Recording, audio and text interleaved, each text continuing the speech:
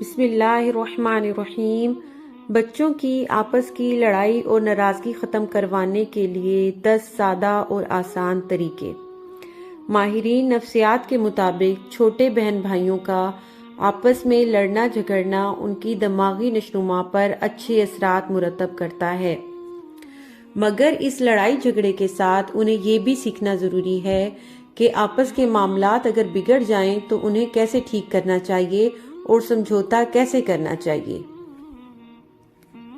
بچوں کے ایک دوسرے کے ساتھ معاملات اگر بگڑ جائیں اور انہیں ان معاملات کو ٹھیک کرنے کا پتہ نہ چلے تو لڑائی لمبی ہو جاتی ہے، اور بچے جب جوان ہو جاتے ہیں تو معاملات سلجھانے کی سمجھ نہ ہونے کے باعث جب وہ اپنے بہن بھائیوں سے خفا ہوتے ہیں تو کئی برس ایک دوسرے کا چہرہ نہیں دیکھتے اور آپس میں لڑتے جھگڑتے رہتے ہیں۔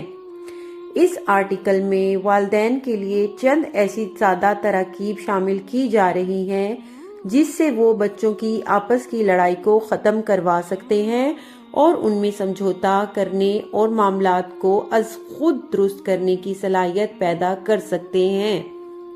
نمبر 1، بچوں کو کہانیوں کے نتائج بتائیں۔ ان کہانیوں کے علاوہ بچوں کو نبی کریم صلی اللہ علیہ وآلہ وسلم کی فتح مکہ کی کہانی بھی سنائیں اور بتائیں کہ کیسے ہمارے نبی صلی اللہ علیہ وآلہ وسلم نے مکہ فتح کرنے کے بعد سب کو معاف کر دیا تھا اور کیوں وہ کبھی اپنی ذات کے لیے انتقام نہیں لیتے تھے۔ نمبر 2، جرمانہ بکس اور جاب بکس۔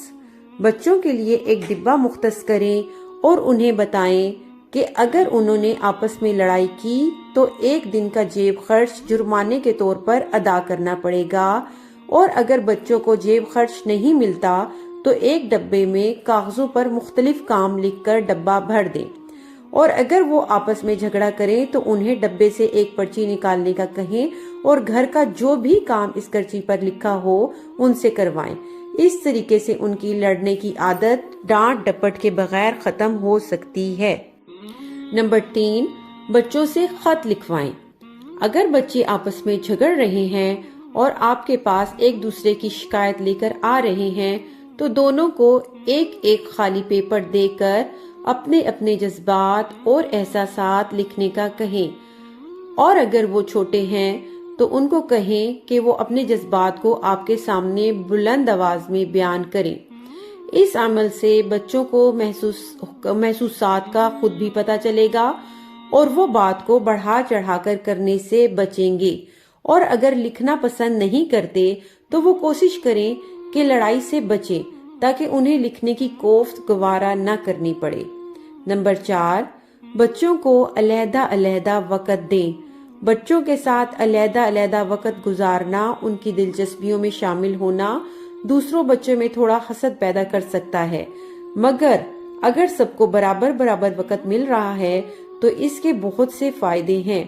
اس سے بچوں کو پتہ چلتا ہے کہ ان کی بڑی اہمیت ہے اور ان کے والدین ان پر توجہ دیتے ہیں اور ان سے باخبر رہتے ہیں، چنانچہ وہ لڑائی جھگڑے سے بچنے کی کوشش کریں گے تاکہ ان کو علیحدگی میں جواب دہ نہ ہونا پڑے۔ اس عمل سے بچوں کے درمیان آپس میں ایک اچھا فاصلہ بھی قائم ہوگا جو ان کی ذہنی نشوونما کے لیے ضروری ہے، لیکن والدین ہمیشہ کوشش کریں کہ مساوات قائم رہے۔ نمبر 5، کسی ایک بچے کا بلا وجہ دفاع نہ کریں۔ جب آپ کسی ایک بچے کا دفاع کرتے ہیں اور دوسرے کو ڈانٹ پلاتے ہیں تو اس ڈانٹ کھانے والے کے ذہن میں یہ خیال ابھرتا ہے کہ اسے کم پسند کیا جاتا ہے، لہٰذا بچوں کو ان کے آپس کے مسئلے خود سلجھانے دیں اور انہیں بتائیں کہ ایک دوسرے کی ضروریات کو کیسے پورا کرتے ہیں۔ نمبر 6، بچوں کے پزل۔ بچوں کے لیے ایسے پزل کھلونے یا لیگو وغیرہ خریدیں جسے وہ مل جل کر حل کر سکیں، اور بچوں کو ایسے کھیل کھیلنے کے لیے دیں جسے وہ مل کر کھیل سکیں۔ اس سے ان میں ایک دوسرے کی مدد کرنے اور ایک دوسرے کو سمجھنے کی قوت پیدا ہوگی۔ نمبر 7، بچوں کو اکٹھے باہر لے کر جائیں۔ بچوں کو پارک وغیرہ میں لے کر جائیں اور ان کو جسمانی مشقت والے کھیل آپس میں کھلوائیں، جیسے فٹ بال، کرکٹ وغیرہ۔ اس سے جہاں ان کے اندر موجود انرجی پازیٹیو کاموں میں خرچ ہوگی، وہاں وہ تھکاوٹ کے بعد لڑائی جھگڑے سے پرہیز کریں گے۔ نمبر 8، سیر و سیاحت۔ بچوں کے ساتھ سیر و سیاحت بچوں کی ذہنی نشوونما کے لیے انتہائی ضروری ہے۔ اس کے ساتھ ساتھ بچے جب اکٹھے کسی مقام کی سیر کے لیے جاتے ہیں تو انہیں ایک دوسرے کے زیادہ قریب آنے کا موقع ملتا ہے، جس کی وجہ سے وہ لڑائی جھگڑے بہت کم کرتے ہیں۔ نمبر 9، بچوں کی تعریف۔ والدین کا بچوں کے اچھے کام کی تعریف کرنا بہت ضروری ہے۔ اس سے بچوں میں خود اعتمادی پیدا ہوتی ہے اور دوسرے بچوں میں بھی رغبت پیدا ہوتی ہے کہ وہ کچھ اچھا کریں گے تاکہ ان کی بھی تعریف کی جائے، جیسے والدین دوسرے بھائی کی تعریف کر رہے ہیں۔ نمبر 10، بچوں میں سوچنے کی قوت، ڈیپ تھنکنگ۔ بچوں کو ان کے کاموں پر غور کروائیں اور انہیں خود سے سوچنے دیں کہ کوئی کام ٹھیک ہے یا غلط۔ ایسا کرنے سے بچوں کو مختلف چیزوں اور معاملات کا پتہ چلے گا کہ اسے ٹھیک طرح کیسے سر انجام دینا ہے اور غلطی سے کیسے بچنا ہے۔